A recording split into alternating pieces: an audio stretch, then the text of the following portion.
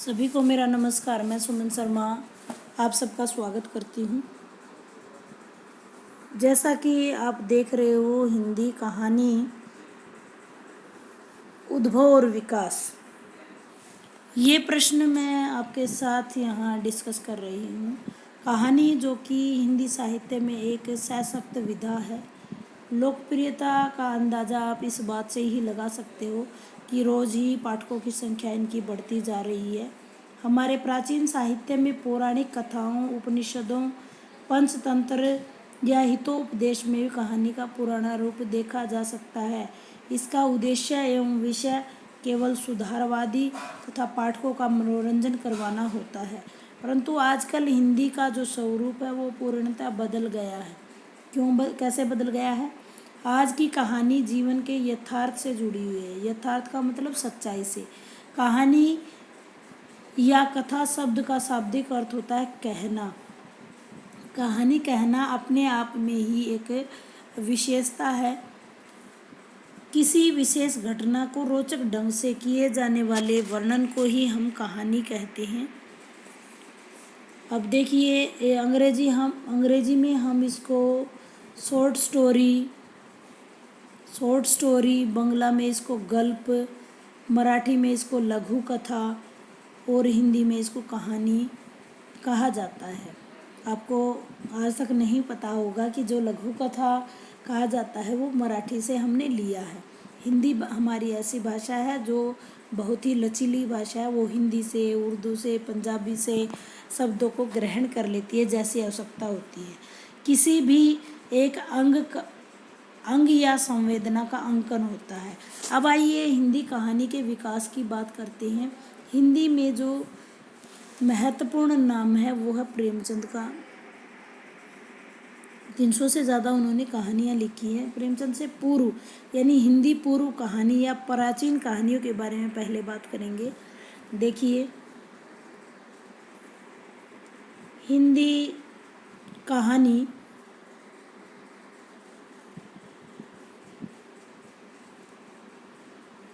हिंदी पूर्व, एक मिनट में इसमें आपको मुझे पेन की आवश्यकता पड़ती है।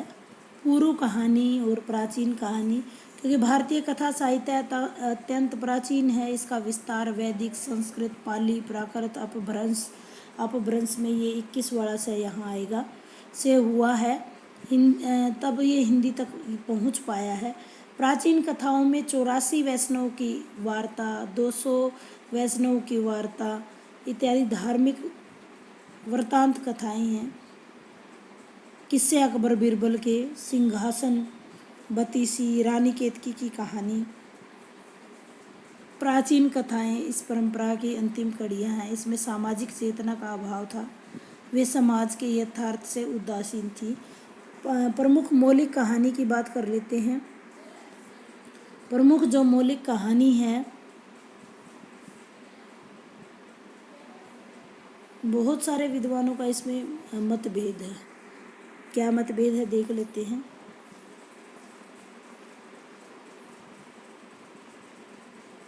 जो रानी केतकी की कहानी है,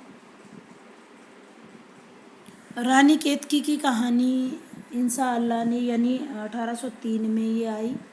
थोड़ा सा मैं इसको बड़ा करती हूँ।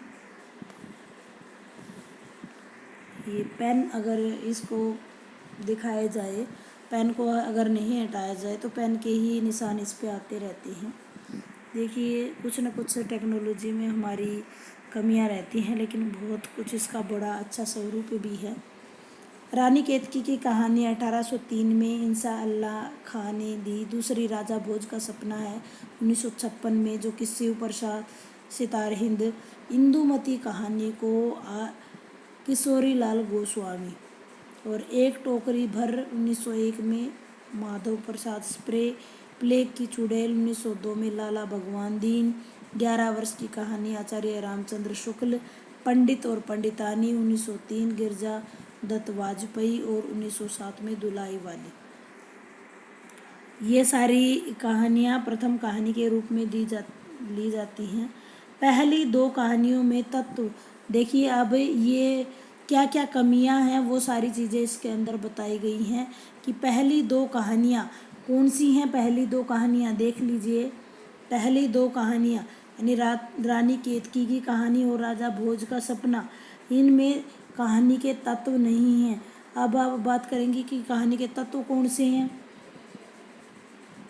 कहानी के तत्व जो मैं पहले भी बहुत सारे वीडियो आए हैं, कथानक, संवाद, क्योंकि संवादों से ही कथा जो आगे बढ़ेगी, वातावरण,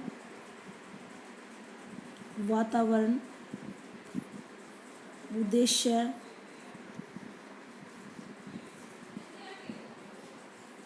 ये देखिए 5 या 6 तत्व होते हैं। इनमें क्या बताया है इसने कि जो पहली दो दो कहानियाँ हैं उसमें कहानी के जो तत्व हैं वो विद्यमान नहीं है। इंदुमती कहानी को आचार्य रामचंद्र शुक्ल ने इंदुमती कहानी को पहली मौलिक कहानी स्वीकार किया है। पहली मौलिक कहानी स्वीकार किया है, जबकि शिवदान सिंह चौहान ने 1901 में जो लिखी गई थी एक टोकरी भर मिट्टी, आधुनिक शोधों के अनुसार भी माधव राव स्प्रे की कहानी 1901 में जो लिखी गई वो मानी जाती है। लेकिन आचार्य रामचंद्र शुक्ल की इंदुमती कहानी को भी पहली मौलिक कहानी स्वीकारा गया है, लेकिन नवीनतम शोधों के अनुसार एक टोकरी भर मिट्टी को माना गया है। विकास क्रम की दृष्टि से प्रेमचंद को कहानी का केंद्र माना जाता है। हिंदी कहानी विकास को इस प्रकार से हम बांट सकते हैं, जैसे प्रेमचंद युग, प्रेमचंद युग 1900 से लेकर 1916, प्रेमचंद युगीन 1916 से 36। क्यों लिया 36? क्योंकि 1936 में उनका निधन हो गया था। प्रेमचंद के उत्तर हिंदी कहानी प्रेमो यानी फिर स्वतंत्रता 1936 से 1950, और स्वतंत्रता के बाद की कहानियाँ या नई कहानी 1950 के बाद जो भी कहानियाँ, इस प्रकार से हम 4 हिस्सों में इस प्रश्न को बांटेंगे, इसके विकास क्रम को। अब तक हमने जाना कहानी का शाब्दिक अर्थ क्या होता है, कहानी को जो अब तक की पहली कहानी मौलिक कहानी किससे माना है। उसके बाद मैंने आपको बताया कि ये हमारा प्रथम पृष्ठ है। दूसरे पृष्ठ पे हम चलते हैं अभी। प्रेमचंद पूर्व कहानी। प्रेमचंद पूर्व कहानी जैसा आप जानते हैं कि इस युग का अपना स्वरूप था। विभिन्न विषयों को लेकर कहानियों में रची गई। इनका मुख्य उद्देश्य पाठकों का मनोरंजन, उन्हें उपदेश देना था। प्रेमचंद पूर्व युग की कहानियाँ माधव प्रसाद की मन की चंचलता, वृंदावन लाल की राखी बंद भाई, नकली किला, राधिका रमन की कानों में कंगना, जयशंकर प्रसाद की ग्राम, चंद्र शर्मा गुलेरी की उसने कहा था, सुखमय जीवन, इस प्रकार की कहानियाँ जो है यहाँ दिखाई देती हैं। और ये इनका प्रकाशन जो है सरस्वती और इंदु पत्रिका में होता था। इन कहानियों का मूल विषय प्रेम, समाज सुधार, नीति उपदेश इत्यादि रहता था। अब प्रेमचंद की कहानियों, प्रेमचंद युगीन जो कि समय मैं पहले आपको बता चुकी हूँ, पहले का जो समय था वो 1916 तक था। अब 1916 से 1936 की बात करेंगे हम। 1916 से 1936 में जो उपन्यास सम्राट हैं उनकी मृत्यु हुई थी। प्रेमचंद हिंदी के कथा सम्राट माने जाते हैं। उन्होंने विभिन्न विषयों को लेकर के कहानियाँ लिखी। 300 से ज़्यादा कहानियाँ मानसरोवर में 8 भागों में वो प्रकाशित हुई हैं। अब देखो, पंचपरमेश्वर, बूढ़ी काकी, आप बीती, सवा शेर, गेहूँ, सुजान, भगत, नशा, पूस की रात, कफन इत्यादि प्रमुख नाम है। इन्होंने आदर्श और यथार्थ दोनों का समर्थन किया है। इनकी कहानियों में आदर्श यथार्थवाद रहा है। इनके समकालीन जो कहानीकार हैं वो विशंबरनाथ शर्मा कौशिक, उनकी जो रचना है रक्षाबंधन, ताई, विधवा। पंडित बद्रीनाथ भट्ट जो है, जिनकी सुदर्शन, हार की जीत, दो मित्र, एथेंस का सत्यार्थी, जयशंकर प्रसाद की पुरस्कार, आंधी, इंद्रजाल और आकाशद्वीप कहानियाँ इस समय में आई। इसके अलावा आप देख सकते हो चतुरसेन, आचार्य चतुरसेन शास्त्री कृत अम्बापालिका, पन्ना धाय, रूठी रानी, दे खुदा की राह पर, जो पांडे बेचन शर्मा की जो है चिंगारियाँ, बलात्कार, चॉकलेट आदि कहानियाँ आई। इसके बाद हम पढ़ेंगे प्रेमचंदोत्तर कहानियाँ, प्रेमचंद युग के बाद की कहानी। इस कहानियों में जो है किसी एक विशेष पक्ष को लेकर ये नहीं चली, इनका जो विविध दिशाएं इसमें शामिल हो गई। प्रमुख युग के जो कहानीकार हैं यशपाल, जैनेन्द्र, अजय, इलाचंद्र जोशी इत्यादि नाम है। यशपाल ने प्रगतिवादी विचारधारा को लेकर वो दुनिया, पिंजरे की उड़ान, फूलों का कुर्ता, तरक का तूफान। अजय की मनोविश्लेषणात्मक कहानियाँ रही, जैसे रोज, पुलिस, जो रोज बाद में अभी हम गैंगरीन भी कहते हैं उसको, सिटी, कोठरी की बात।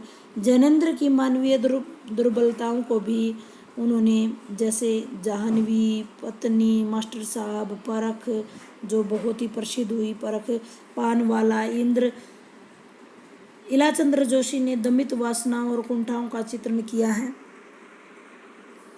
अभी उन्होंने मनोविश्लेषणात्मक वर्ग संघर्ष, यथार्थ की प्रधानता, युगीन परिवेश को व्यक्त करने इस युग की कहानियों में महत्वपूर्ण स्थान रखा है। फिर स्वतंत्रता के बाद की कहानियाँ, जो 1900, यहाँ हम युग की बात करें तो जो प्रेमचंद का युग था वो 1936 से 1916 से 1936 था। 1936 से 1950 तक का यानी प्रेमचंद के बाद का युग था। अब बात करेंगे हम 1950 के बाद के समय की। 1950 के बाद का जो समय है उसमें स्वतंत्रोत्तर युग की कहानियाँ या नई कहानी, स्वतंत्रता के बाद की कहानी। इसमें देखिए आप, स्वतंत्रता से पूर्व कहानी अपनी आंखों में समाजवादी, नैतिकतावादी, मनोविश्लेषणात्मकवादी चश्मा लगाकर देखते थे, लेकिन नई कहानीकारों ने सभी पूर्वाग्रहों से मुक्त कर दिया, जीवन के यथार्थ रूप में देखना उन्होंने शुरू किया। इन कहानियों की विकास यात्रा 1955 की कहानी नामक पत्रिका से यहाँ शुरू होती है। ये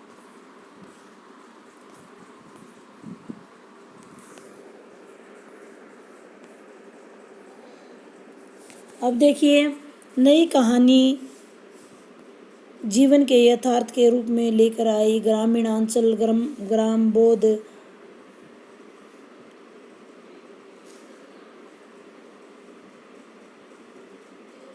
एक मिनट, ये देखिए ग्रामीणांचल की, नगर बोध की, यथार्थ बोध, यौनावस्था की समस्याएं, बहुत फणीश्वर नाथ रेणु ने आंचलिक तापर कहानियाँ लिखी, लाल पान की बेगम, तीसरी कसम, निर्मल वर्मा की परिंदे, अमरकांत इत्यादि कहानीकारों ने अनेक कहानियाँ लिखी। मन्नू भंडारी ने पति पत्नी के संबंधों को लेकर के मैं हार गई, त्रिशंकु, यही सच है, उषा प्रियवंदा की वापसी कहानी, कृष्णा सोबती ने प्रेम और विवाह के कटु और मधुर संबंधों को अपनी कहानियों का वर्ण विषय बनाया। इस प्रकार निष्कर्ष के रूप में हम कह सकते हैं कि प्राचीन काल से चली हुई कहानी आज तक, कहानी के स्वरूप जो है रोज ही बदलता रहता है। उसमें सुधारवादी, उपदेशात्मक प्रवृत्ति से पार करती हुई, आदर्शवाद, यथार्थवाद को अपनाती हुई मानव जीवन से जुड़ चुकी है। हिंदी कहानी अपनी लोकप्रियता के कारण चरम सीमा पर है। अतः यह आशा की जा रही है कि हिंदी कहानी का भविष्य जो है आगे भी ऐसे ही उज्जवल रहेगा। उम्मीद करती हूँ हिंदी कहानी आपको अच्छे से समझ आई होगी। एक बार मैं इसकी पुनरावृत्ति कर देती हूँ। सबसे पहले हमने कहानी का जो शाब्दिक अर्थ मैंने आपको बताया कि कहानी का अर्थ है कहना, रोचक तरीके से कहना, शाब्दिक अर्थ की बात की। फिर हमने इसके प्रथम कहानी के ऊपर जो कि प्रथम मौलिक कहानी कौन सी है, उसके बाद हमने इसको बांटा है समय में। प्रेमचंद से पहले का युग, प्रेमचंद को केंद्र बिंदु बनाया, प्रेमचंद पूर्व युग, प्रेमचंद का युग, प्रेमचंद के बाद का युग और स्वतंत्रता के बाद का युग। इस प्रकार 4 सोपानों में हमने इसको बांटा है और अंत में हमने निष्कर्ष बताया है। शुरू में हम भूमिका लिखेंगे, अंत में हम निष्कर्ष लिखेंगे। उम्मीद करती हूँ वीडियो आपको पसंद आएगा। पसंद ना भी आए लेकिन आपके काम का ज़रूर साबित होगा।